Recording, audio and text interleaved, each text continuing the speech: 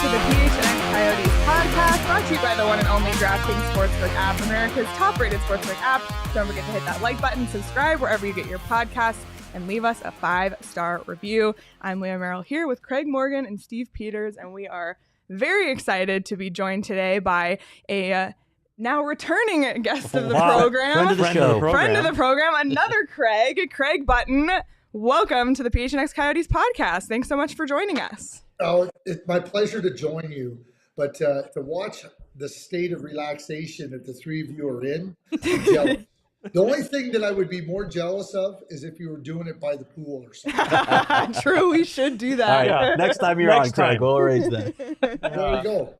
Exactly. Well, thank you so much for coming back. For those who are unfamiliar, Craig Button is the TSN Director of Scouting, a former NHL executive and scout. And with the NHL Draft fast approaching, we're talking all about draft and prospects. So we're going to ask some questions for Craig, who knows it all. So yeah, we're going to load you up here today, Craig. So I think I sent you the script. I didn't mean for this to be a 3-hour show, but yeah, we'll see how it goes. Buckle up, Craig. Here we go. Well, I can give short answers, Craig. You need the show to be shorter, but it's a fun time of the year because as more teams are eliminated from the playoffs, they focus in on the draft, and the draft is about the future, right? So when you get looking to the future, it's always done with optimism, and that's what the draft is about. And all these young players that are, trying to vie to show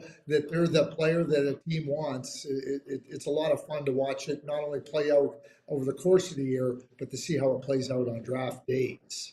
Yeah, no question, a dream for all of these kids. It's important to remember that when you're covering the draft too. This is the biggest day of their lives to that point. Yeah. I want to start with an event that's coming up because it's kind of the last chance to really get a sense of guys' games, bodies, personalities before you have to build that list. At least I think it's the last sense. So we'll ask you about that too. But the scouting combine begins on Sunday. In your opinion, what's the value of this event for scouts, managers, executives who basically scouted these players all year? Is it all about those one-on-one interviews and actually being able to pull out the tape measure and make sure they're as tall as they say they are? Or can you actually learn other things about the on-ice player or other aspects, Craig? Well, I think there's multiple positives about this. I'm going to start with the player part of it. You get full medicals on the players that attend the combine, and it's really important, as the players, whether they've had injuries or they have something that they're not aware of. So to go through that medical process is something that's really significant. And the example I always use is David Carl, who the head coach of the NCAA champion Denver Pioneers, was going to be a high draft pick in the NHL draft. And at the combine, they detected an irregular heart that prevented him from carrying on his hockey career. Wow. So the fact that they have that for all the players, and if you can, make players aware of something that they may not be aware of, is certainly really significant. And I don't think you can ever, underscore the importance of that enough. Number two, it serves as a benchmarking process with the tape measure, Craig, and everything you're at.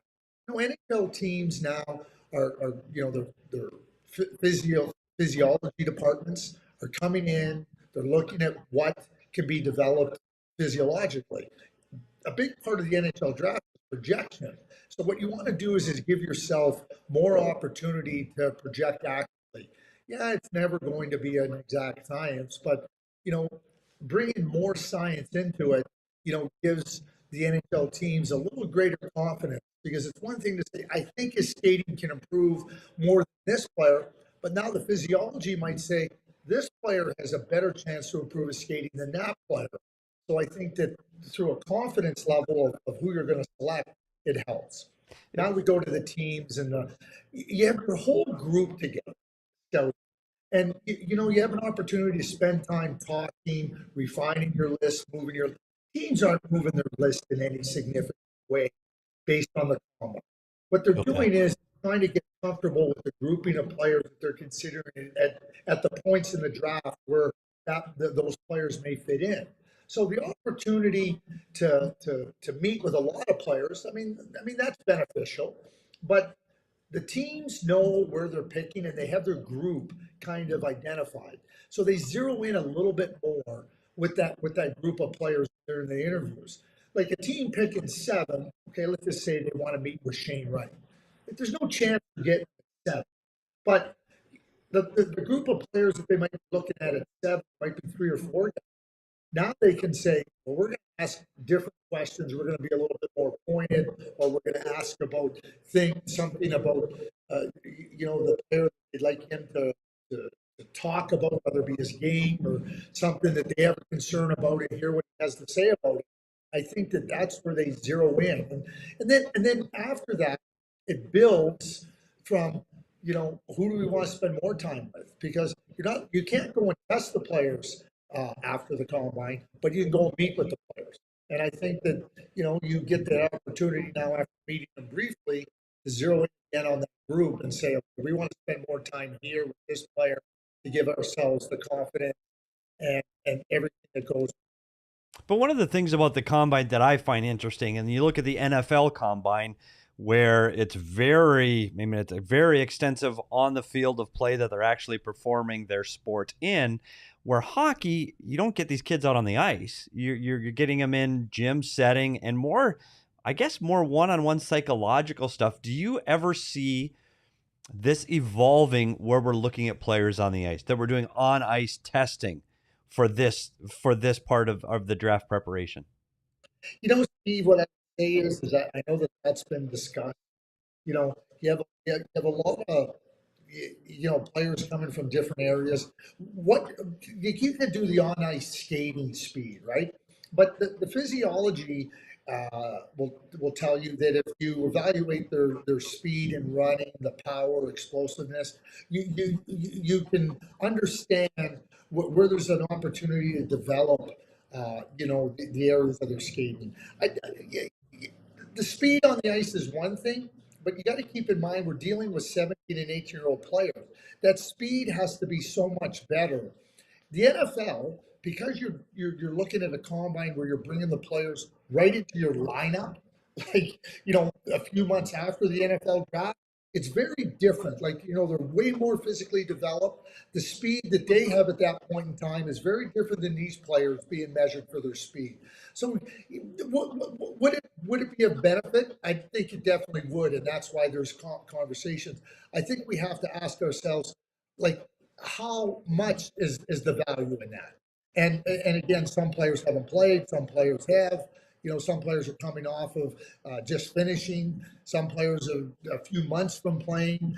So trying to factor that all in has been one of the challenges as they discuss this. But again, this is a benchmarking for how much a player can progress. The NFL Combine is really an assessment of where's that player right now. Because a player that's slow at 22, he's going to be slow at 23 and 24 and 25. Yeah. Right? So, when a player at 17, he might not be as fast, but you start to look at the body and start to say, hey, he can develop in that area. And I think that's where the difference lay. So after the combine, there's, just over a month until the NHL draft. So what's happening in that month? Is there any more evaluation, or at that point are the team's lists pretty much set in stone? I don't think they're set in stone, Leah. I think that, again, you're working within a what I call a sliding range. So again, I'm just going to say team picking 7. They don't know who they're picking. They have no idea who they're picking. They have an idea of the players they would like to pick. They have an idea of the group that they're looking at. And then ultimately they have to make a decision at 7 based on what's happened in front of them. But what I would say after the combine is, now you have a new set of data, a new set of information to consider. You've spent time with the players. Maybe it might be a short period of time. Maybe you followed it up and spent more time. You have the physiology part of it. And so now this other information comes in. And what I would say is you're refining your list. If you're redefining your list based on the combine, you're making mistakes. What you want to do is say, Okay, we thought this player might be a little bit better in his ability to improve his skating. Based on what we know now, based on the combine and the data we've obtained, we push that player maybe not out of the group, but he's not a consideration at 7. Now, he might become a consideration at 18 if you have an extra pick. And certainly the Coyotes have a number of first-round picks and second-round picks. You're not just, but at different points, you're trying to refine that list, trying to say, okay, at 7, if these are the guys here, it's 1, 2, 3. It's not so much about obvious that we're taking this guy. Every player is going to offer something different. A lot of players are in different positions. It's about saying, this is the guy we're confident with. So that's where I use the word refinement.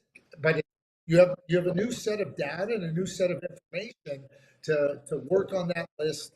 And again, I call it an exercise in building your confidence level with the players you want to select and ultimately select. I think you build on that after the combine.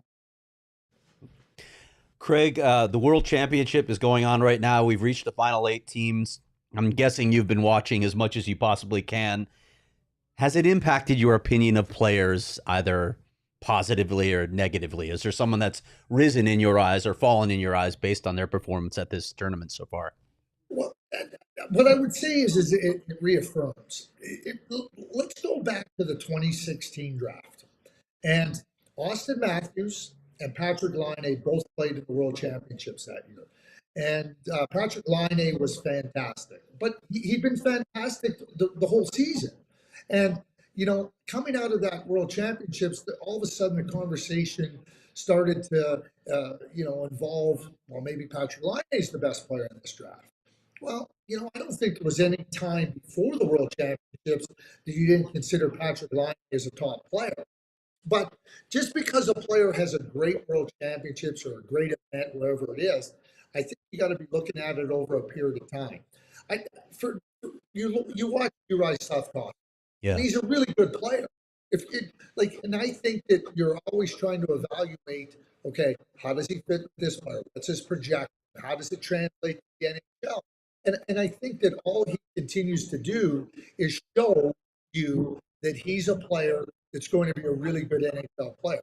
Now you got to assess that against player Shane Wright with the Kingston in the OHL, who's not playing anymore. Logan Cooley, who just came from the U18. Kemmel, who came from the U18s, not playing anymore. And maybe Nemeth, who is playing the World Championship for Slovakia. You're still evaluating, okay, who has the greater upside? What fits your team? What type of player do you want? And go from there. Unless your name's Connor McDavid, it's not as clear as everybody thinks. Although, we talk about the first overall pick, and the reason I go back to Austin Matthews, there's no question that Austin Matthews was the best player in most people's minds. There's no question now who the best player in that draft was. But this is what happens with draft when it's not clearly defined. Yeah. And as much as I may think it's defined, or somebody else may think it's defined, there's still the opportunity to discuss and debate and consider that there might be different players that could fit into that area of the draft. But the World Championships, I think you have to understand that it's just another opportunity to evaluate the abilities and talents of the players and try to project that out to the NHL. It replicates the NHL to a greater extent than the junior leagues, but again, everything is about what I call over a period of time, and watching it, they reaffirm my thought that these are real top-end kids. I talk about Savoie demons.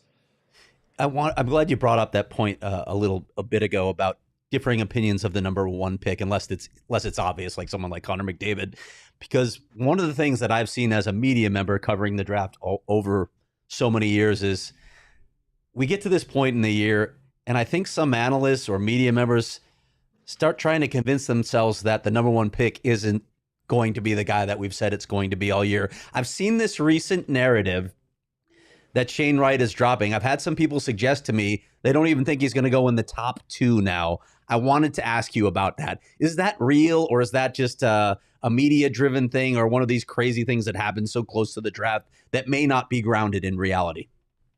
Yeah, it's interesting. One of the things that at TSN, Bob McKenzie, before the draft lottery, he did a poll, and I think he talked to 9 scouting directors, and the poll is that Shane Wright was still number 1 with 6, and I think that Slavkovsky had 2, and Cooley had 1, if I remember correctly. Well, okay, so you get a divergence of opinion, and it's not unanimous, and I mean, I could understand that. But now, once you know that the Montreal Canadiens are picking first, the only scouts that matter are the Montreal Canadiens scouts. Yeah. And so we can sit here, Craig, and we can talk about, should you consider Slavkovsky? Should you consider Logan Cooley?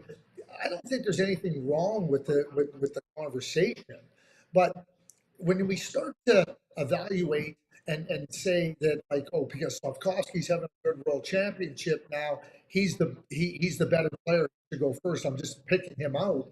I think you're making a mistake, because it's not about one tournament, and it never should be about one tournament. And the reason I bring up Austin Matthews and Patrick Laine, the same exact conversation happened. The same exact conversation happened. Even early into the next year, Laine had a fantastic start to his NHL career. So did Austin Matthews. The debate was going on. Wow, maybe Laine should have been the first pick. And I think that speaks to how good both the players were.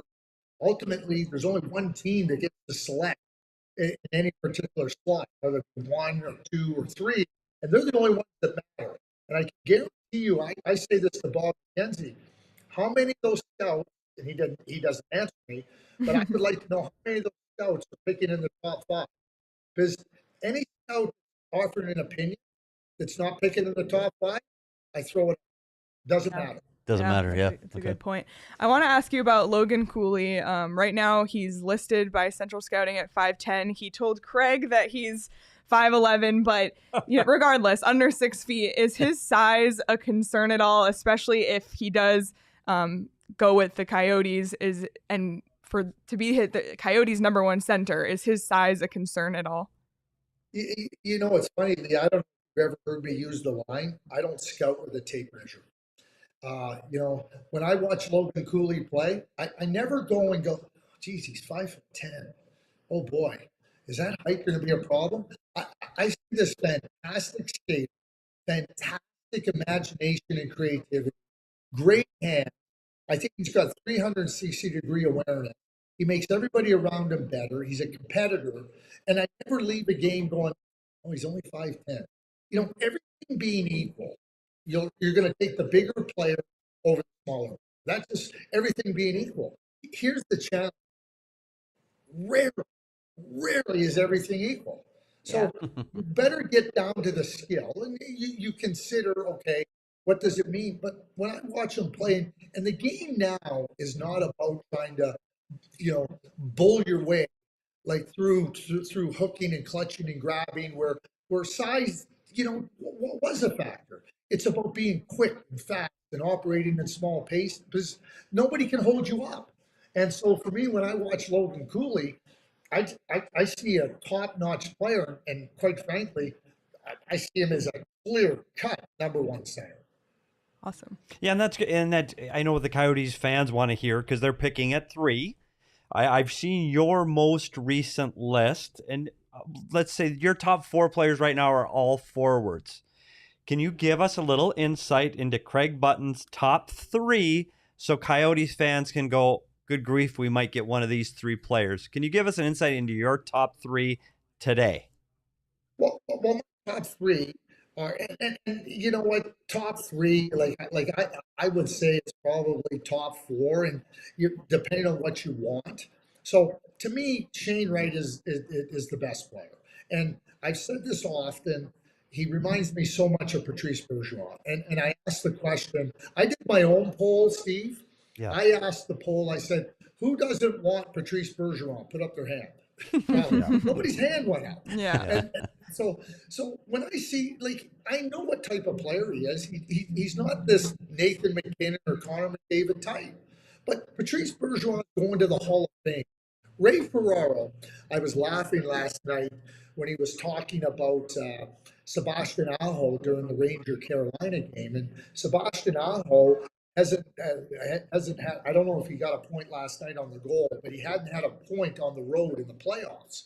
And, the point was made, and then Ray said, yeah, but when you're playing against Patrice Bergeron, he can kill all your offense. And, that's his game. And he's going to the Hall of Fame. Yeah. And so when I watch Shane play, that's the player I've always seen him as. I've never seen him as anything but that. And I think that Patrice is a terrific player. Logan Cooley, ironically, I think is like Sebastian Aho. Just to kind of carry it forward. It's just Sebastian, like Logan, or Logan, like Sebastian, is dynamic, creative, and I think they're only going to get better with physical maturity. You got Jiri Kulich, who's a left winger and a bull moose. He's powerful, he's strong. Going back to the draft here, he reminds me a lot of Pierre-Luc Dubois. That ability to push his way into the hard areas. I know Columbus has pushed him into the middle of the ice after drafting him. And now that's where he plays now in Winnipeg. But as a left winger, he was such a strong player. And now you have, for me, Joachim Kemmel, who, when I watch him play, reminds me of Philip Forsberg of the Nashville Predators. So, so I've just mentioned Patrice Bergeron, Sebastian Aho, Pierre-Luc Dubois, and Philip Forsberg. Like, they're all, like, really, really top-notch NHL players. So it's easy to say, take this guy over that guy. They're all good. Yeah. So make your choice. How does it fit? The reason I go back to Cooley and, Leah, they drafted Dylan Guenther last year. Dylan Guenther's a first-line right winger. And I think you put a centerman like Cooley there, oh, boy. Now you're starting to build a top number one line that can work together and be dynamic offensively. Slavkovsky is a big winger. He would fit. Kemmel, I really like his game. But Guenther. And if you don't have centers, you're going to have a tough time being able to take advantage of the skilled wingers. Yeah. We've been talking about that for 20 years here, Craig. Craig, you just excited every hockey fan in the Valley, and the word we've used over and over again now for the last year is hope. Yeah. And we've got Dylan Guenther tearing it up right now, and to think putting him with another fast, dynamic, skilled player, oh, good exciting. Grief. I hope I'm just around to see it. I guess that's our segue to the Coyotes. So, the situation with the Coyotes. They're going to have 3 first-round picks, including number 3. They're going to have 7 in the first 45. What do you think they can accomplish? If you're looking at this through an executive's eyes, how are you looking at taking 7 picks in the top 45? What's your strategy? And then, of course, Craig, we're going to ask you the money question. Who do you think is going number 3 to the Coyotes? Okay. Well, I'll wait to answer the money question. I accept e-transfers, Craig. What I would say to you too is this, in the course of a draft, when you have 1 pick in the first round and 1 pick in the second round, you're zeroing in on a group of players, and it's not clearly defined. There's usually 3 or 4 players you like in that group wherever you're picking first round. I'm not talking first overall or second, but you're looking at a group of players. 3 or 4, and you got to make a decision on those guys, and the arguments, the discussions, the debates back and forth that go on are continuing. Oh, we want this guy. What about this guy? We want that guy. No, I want this guy, and they're all good. But if now you have multiple picks, though, you now say, well, we're going to get a crack at a lot of the players we like if you group it. The Coyotes aren't going to have a list of 45. They're going to have a grouping of players, obviously the first group at 3, and then they're going to have their group at the next pick, and then the group at the next pick in the second round. That's 13 of the first. That's 4 of the first 14 picks. 4 of the first 13 picks in the second round. Yeah. So, Craig, you want player A? So, we'll take him here. pretty much you're going to get one of the group that was in that you got. So Leah's going to get her pick with another second round pick, and then Steve's going to get another player there.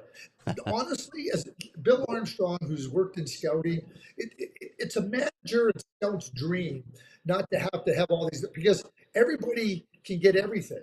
You don't have to say, well, I'm picking this and I'm going to have to give up that.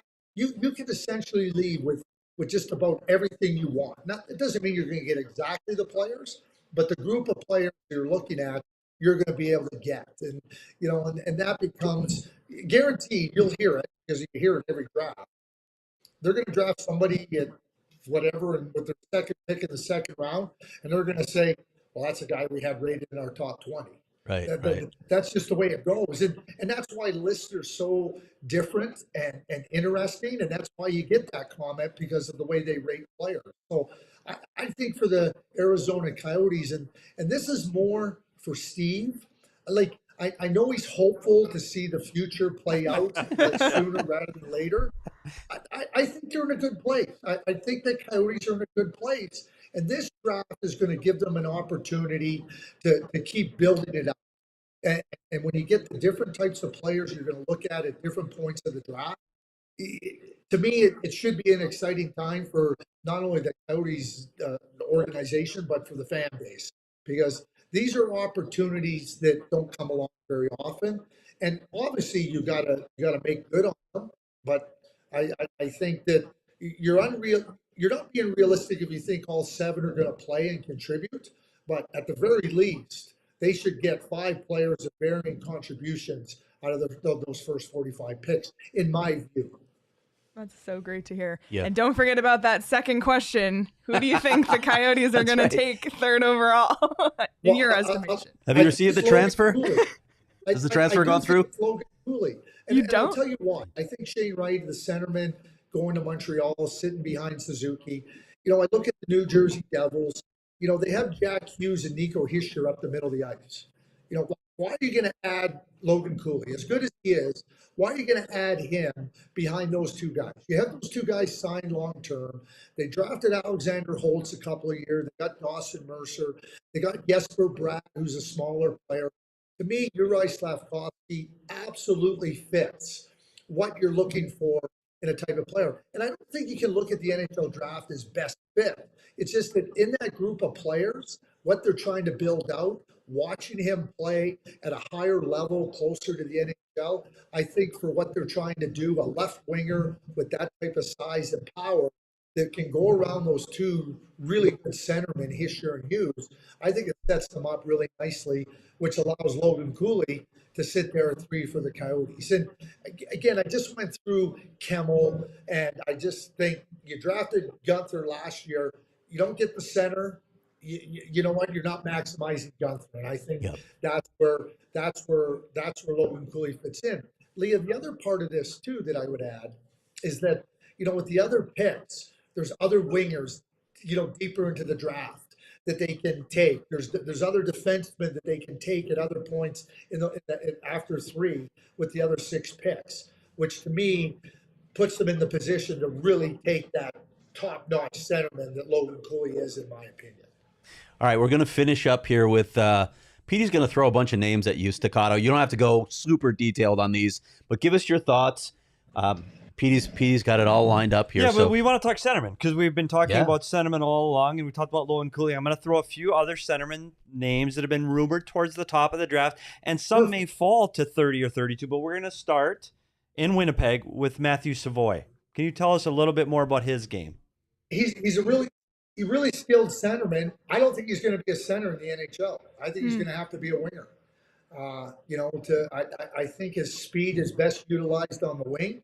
I think that he can open up and get the puck on the move. He takes it to the net. He knows how to. He reminds me, lowercase type of player. He reminds me of Phil Kessel in the way he approaches the game. Now, Phil Kessel's been a top player in the NHL. I'm not saying he's Phil Kessel, but that style of game, when Phil gets the puck and now he goes to the net and he can snap it, that's what I see. That's what I see Matthew Savoie. And Steve, I don't see him as a center in the NHL. Okay. And I'll say this, and I don't want it to be, NHL teams aren't looking for 5'9" centermen. Yeah. They simply aren't. Well, that brings up the next name. We're going to stay at a smaller stature centerman in Sudbury in the OHL, and David Goyette, another guy listed at 5'9", 5'10", up the middle of the ice. Well, my comparable for David Goyette has been Toivo Teravainen. And, you know, he plays left wing at times. He's been a really good center. I think he's got a magnificent brain. He's got that ability to be elusive. And, you know, I do know this. He's closer to 5'11" now and quicker and really great brain and the playmaking that's there. And I think on a Sudbury team where he had to be the go-to guy, he was such a strong player. And what I've seen with David is just a steady improvement over the course of the year, meeting every single challenge along the way, and really have a lot of time for David Goyette. Okay, last one up the middle, a little bit bigger. I'm going to go to Czechia and go to Jiri Kulich. I hope it's not Kulich, but I'm saying Kulich, 6 foot tall, a little bit bigger center iceman. Now, is he actually going to play center? The last two I said center. You've got projected on the wings. Is this guy going to play in the middle, and will he be a guy that maybe be there late in the first round? Well, Steve, he is a winger. It's like Jiri Kulich is a winger. See, there you go. That's why you do the draft prospects, and I sit here and talk on a microphone. Yeah, no, but he's a really good. I mean, he's a really good player.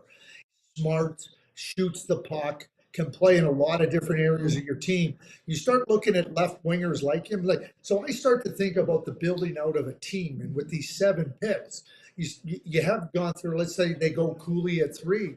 You know, I start to look at a guy like Jiri Kulich. I start to look at a guy like Cutter Gauthier or Jimmy Snuggerud, and I'm just mentioning a couple of bigger wingers that can fit in, and now you're building out a team. That's where my thinking takes me with respect to, you know, a player like Jiri, because I just see such a strong player in his play and in his ability to impact the game in so many significant ways. Like Patrick Elias has been retired for a number of years. Patrick Elias was a fantastic player for the New Jersey Devils. And that's the type of player I think Kulich is. If you can be anywhere near as good as Patrick Elias, it's a win. You're now on the borderline of Hall of Fame discussion. I don't think Patrick is a Hall of Famer, but he's on the borderline of the discussion. If he can come anywhere near close to that, you got yourself a good player. All right, we got 4 names left for you. You just mentioned one of them, one of my favorite names in the draft alone, Jimmy Snuggerud. Talk a little bit about him. I love it. So Jimmy and Cutter Gauthier. To me, the two of them, the most improvement I've seen out of players from last year to this year was those 2 players.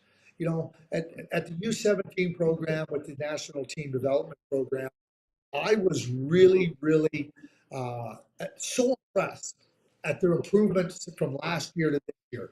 And last year, the U18 team that played in Dallas, Texas at the U18 championship had 7 of those 2004 born players on their team, including Logan Cooley, Isaac Howard, Rutger McGroarty, right?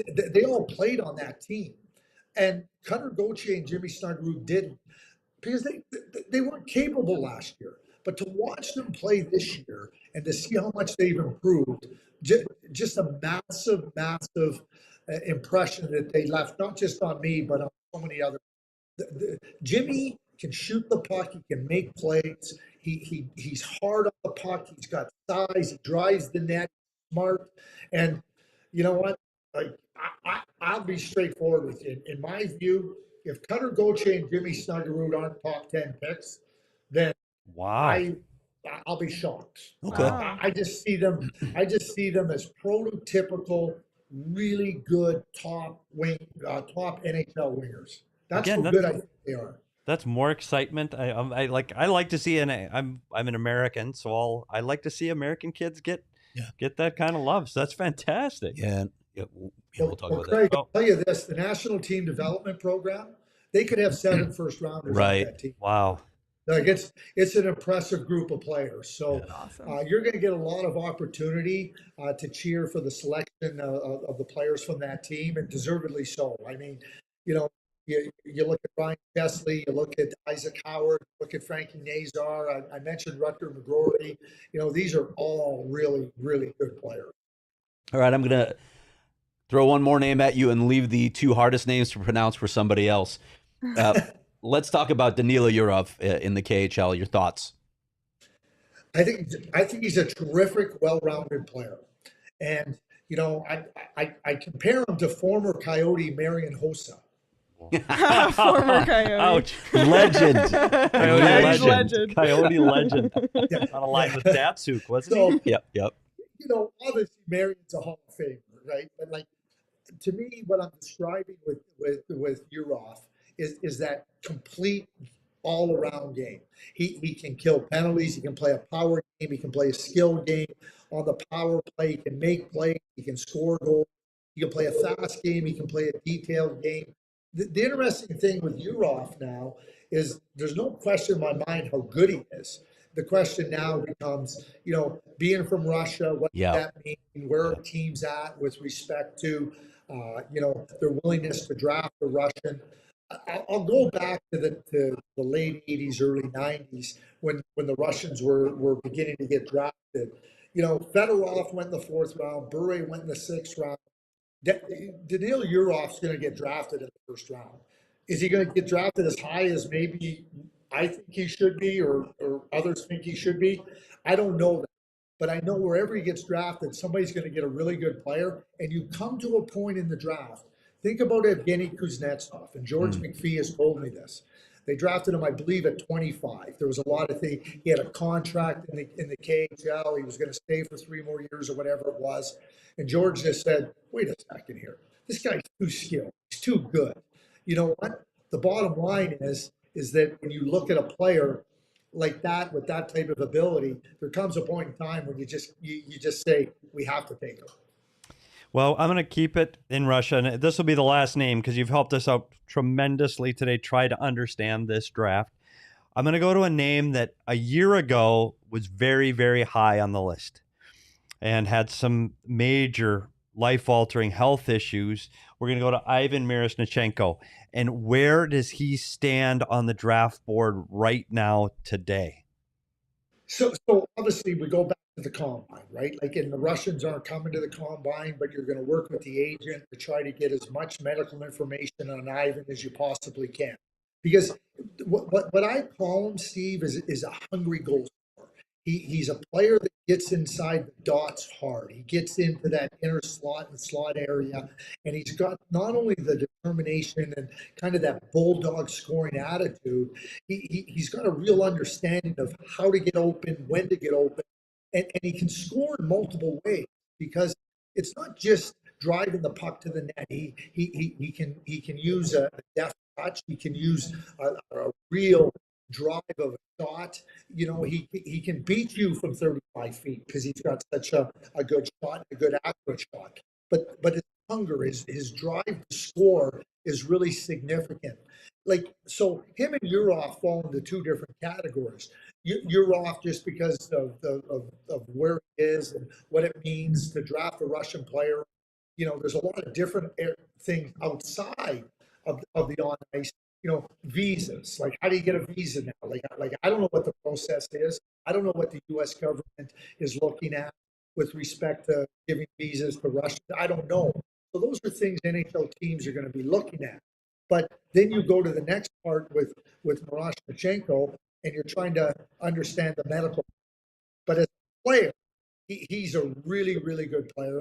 And I would have to say that he's a player that's going to have to, if you're just looking at it based on talent and you're looking at skill level, he's a top 15 pick in my view.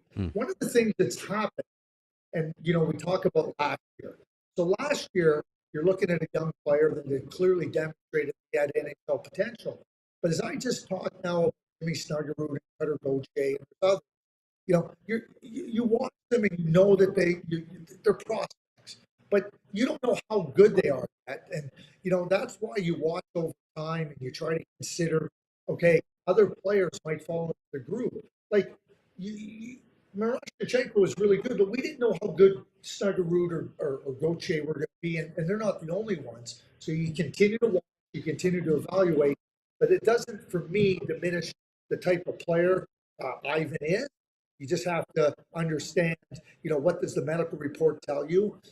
I can't imagine he's not going to be drafted. And I'm not going to, I don't want to suggest, but if he did drop into that range of the 5 or the 4 second round picks that the Coyotes have, and they're satisfied on the medical, I would have to believe that with those 4 picks, you're saying we're going to draft that kid if you're satisfied on the medical. Yeah, absolutely. Well, Craig, we can't thank you enough for joining us and being so generous with your time. Every time we talk to you, I walk away with so much hope and excitement to be a Coyotes fan. So we appreciate it so much. Thank you so much for doing this.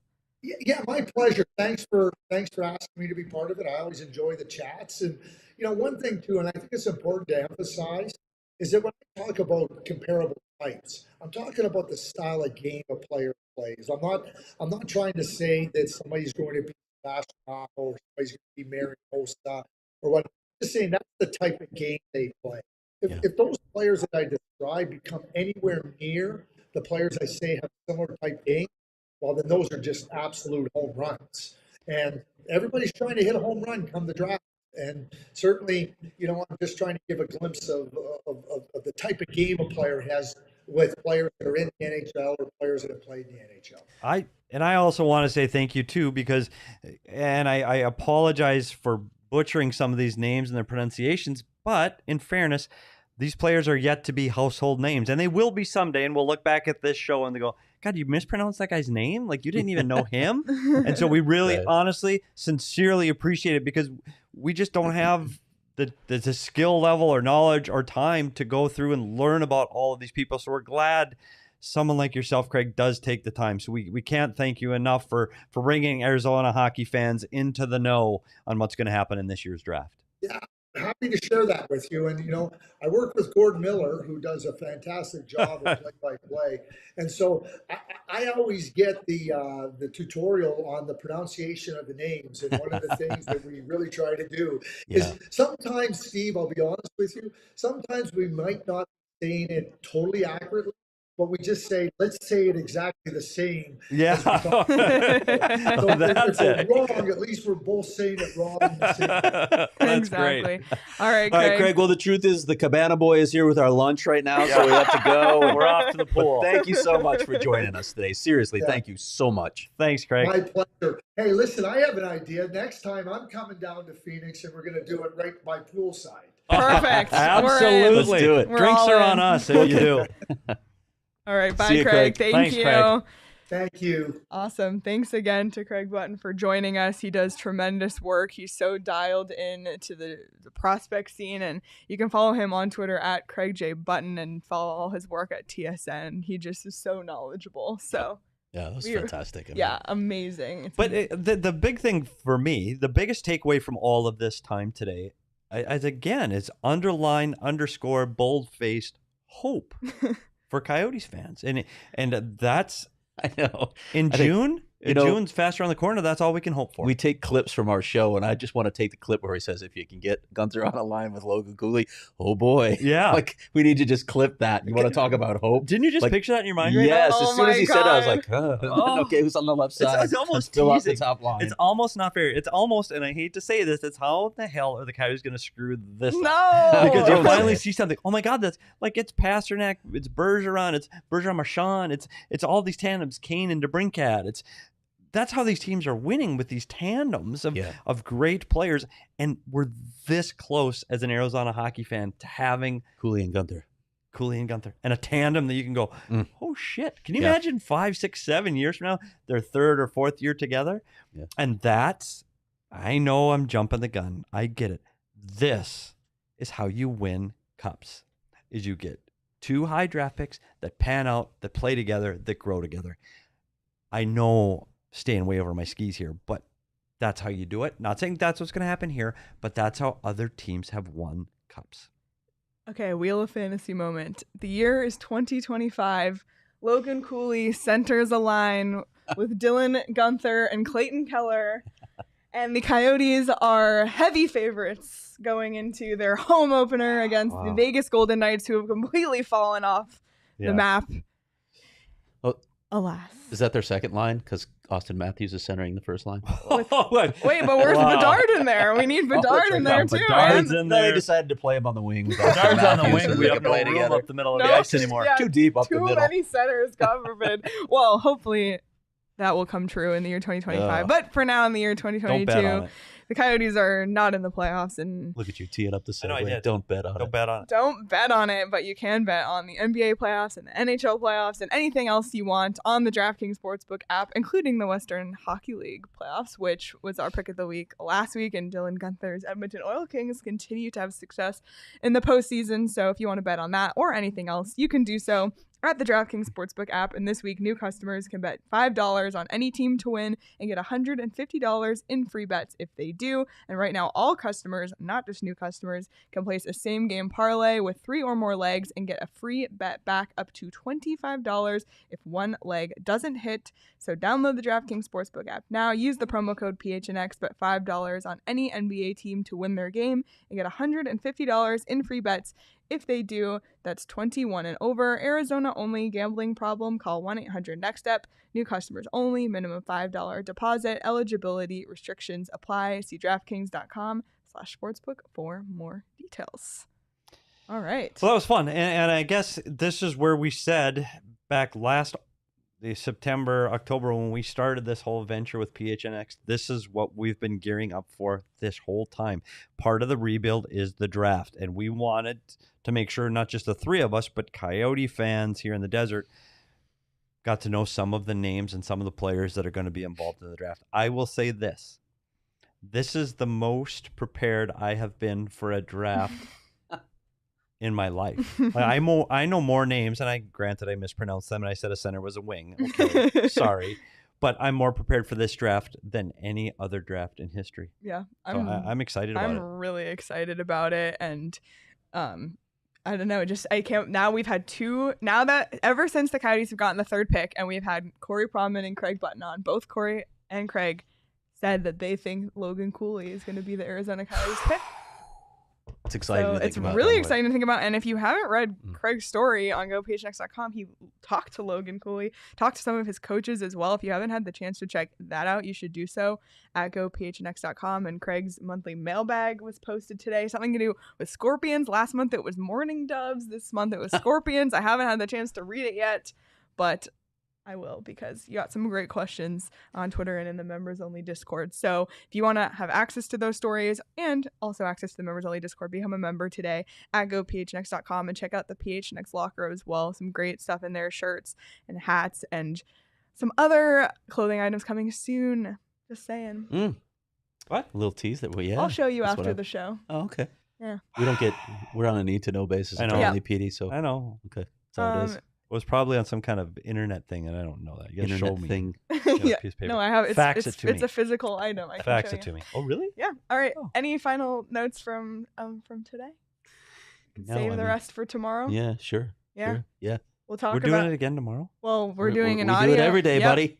Schedule every weekday, anyway. Audio on Thursday. Yeah, we can talk World Championship. We'll talk the Proviton extension. We'll talk all that tomorrow. But one thing we should promo is something that posted on the Go PHNX site this morning. That's yours to Susel. Oh yes. Oh yeah. The story.